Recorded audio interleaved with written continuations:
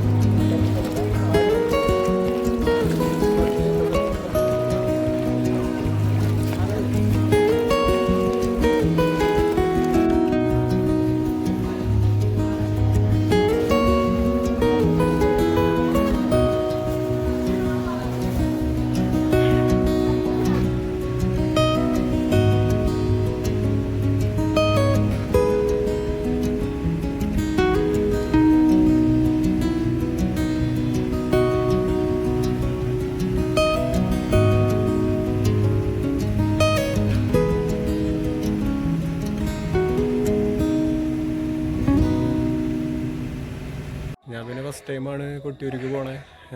കാരണം വെച്ച് കഴിഞ്ഞാൽ ഒരു പുതിയ എക്സ്പീരിയൻസ് ആയിരുന്നു. കാരണം വെച്ചാൽ ഇത്ര നേരം എന്ന് വെച്ചാൽ ഒരു 3 മണിക്കൂറോളം എന്തായാലും നമ്മൾ മഴ കൊണ്ടിട്ടാണ് തൊഴാൻ പോണേ.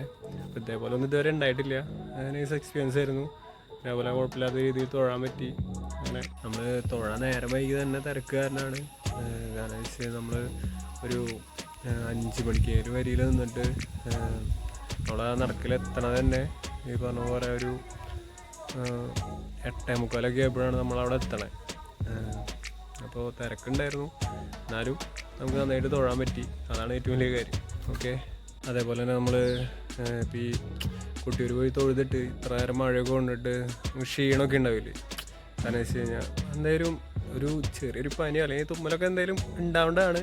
എന്നെ വെച്ചിട്ട് അങ്ങനെയൊക്കെ ഉണ്ടാവേണ്ടതാണ്. പിന്നെ ഇത്രയും എന്താ പറയുക 1, 2, 3 മണിക്കൂറൊക്കെ.